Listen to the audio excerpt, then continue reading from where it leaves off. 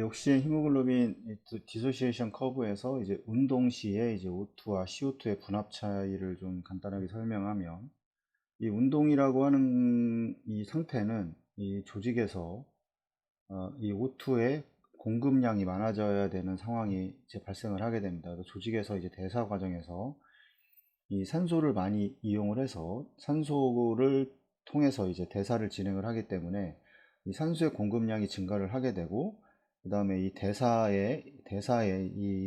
인해서 이제 CO2가 많이 발생을 하게 되는 이제 이런 과정을 이제 거치게 될 텐데, 그래서 운동 시 O2와 이제 CO2의 분압을 보면 이제 조직 세포의 이제 산소 요구량이 당연히 이제 증가를 하게 될 겁니다. 그 다음에 이산화탄소의 배출량도 이제 증가를 하게 될 거고, 그렇게 되면 이제 조직 부근에서의 이제 산소의 해리도는 증가를 해야 됩니다. 히모글로빈의 이 4개의 이제 O2가 결합이 돼서 갈 텐데, 이거를 더 많이 이제 뭐 보통 일반적으로는 이제 한 개만 띄워준 이제 공급을 해주고 3개가 오는 게 정상인데, 이거를 더 이제 그 공급을 해주고 올 수가 있습니다. 그럼 당연히 이 조직세포를 지나온 PO2는 이제 평상시보다 낮게 될 겁니다. 그래서 결국에는 SBO2가 이제 떨어지게 되는, 뭐 보통은 75% 이상이 돼야 되는데 뭐 50% 이렇게 나올 수도 있습니다. 그래서 그다음에 조직세포를 지나온 이제 PCO2는 이제 당연히 이제 평상시보다 상승을 하게 될 겁니다. 조직에서의 이 산소를 이용한 이 글루코즈와 산소를 이용한 대사에서 이제 물과 그 다음에 이제 에너지와 그 다음에 이제 CO2가 발생이 될 텐데, 이 CO2가 이제 증가를 하게 되는 이제 이런 상태를 보이게 되고, 당연히 이제 정맥혈의 산소 포화도는 이제 평상시보다 이제 감소를 하게 됩니다. 그래서 이제 이것들이 회복되는 것들을 이제 렁을 지난 동맥혈의 이제 PO2와 이제 PCO2는 이제 거의 일정하게 유지를 하게 되는데, 이 원인은 이 분압차에 의한 이 호흡수 증가 및 이제 심박출량의 증가가 이제 이루어지기 때문입니다.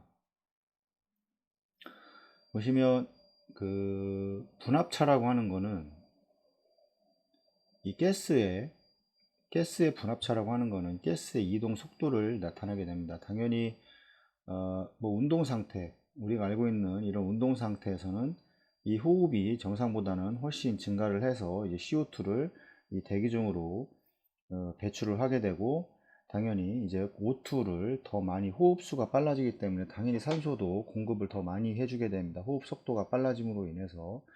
그 다음에 이제 카디악 아웃풋 자체를 늘려서 이 그 조직에 전달되는 이 횟수도 더 많이 증가를 하게 되는 이제 그런 과정을 거치게 될 텐데, 이거는 하지만 인간 자체가 이걸 한없이 이제 끝까지 해서 계속 운동을 계속해서 할 수는 없습니다. 그래서 어느 정도의 이 O2와 이제 글루코즈를 통해서 대사를 이루어지게 되는 과정에서 이 한계점에 오게 되면 이제 O2가 감소를 하게 되고, 그렇게 되면 우리가 이제 몸에 젖산이라는 게 쌓이게 되면서 이 근육의 이제 피로도가 이제 증가를 하게 되고, 이제 더 이상 이제 이제 운동을 할 수 없는 그런 상태가 만들어지게 되게 됩니다. 그래서 이제 휴식을 취하게 되고, 휴식을 취하면서 이 우리 혈중의 이제 락테이트 레벨을 떨어뜨리게 되고, 다시 호흡도 정상으로 돌아오게 되는 이제 이런 과정을 이제 거치게 되게 될 겁니다. 그래서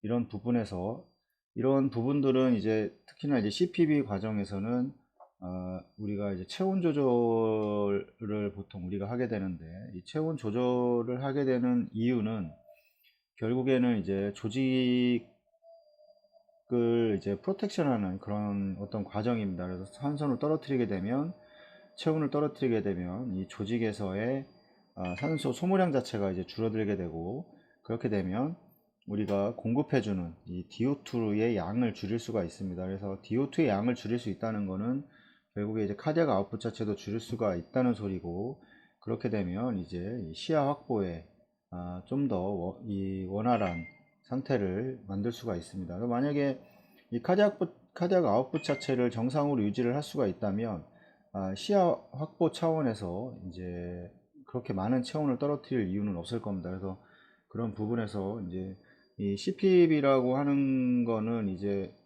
어쩔 수 없이 심장 수술을 이용해서 심장 수술을 하기 위한 어떤 이제 수단이지만, 중요한 수단이지만, 이게 절대적으로 환자한테 어떤 이득이다 이렇게 얘기할 수는 없습니다. 그래서 가장 짧게 돌리는 게 가장 좋고, 그 다음에 여러 가지 그래 이득이 되지 않기 그 많은 그 이득이보다는 환자한테 피해를 오래 돌리면 피해를 줄 수 있기 때문에 그 부분에서 이제 여러 가지 장치들이 이제 개발이 되고 이 환자의 혈액 손상 자체를 이제 줄이는 방향으로 많이 이동을 하기 때문에 뭐 이런 부분에서는 이제 가장 이제 짧게 끝나는 게 가장 좋을 겁니다. 또 오래 돌려봐야 크게 이제 이득이 될 게 없다는 건 뭐 다들 아실 거니까 이런 부분에 대해서 좀 이해를 하시면 될 것 같습니다.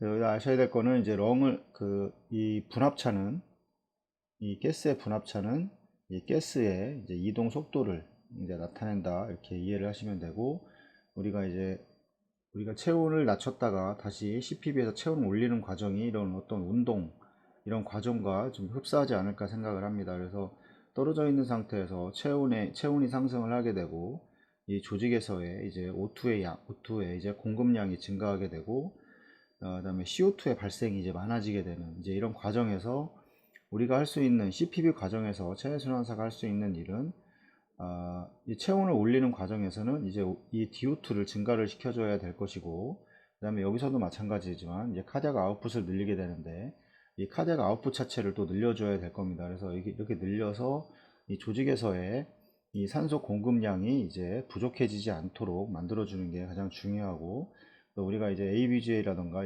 혈액 가스 검사를 통해서 이 락테이트라던가 이런 것들의 그 수치가 증가되지 않도록 이제 만들어주는 것이 이 운동 시에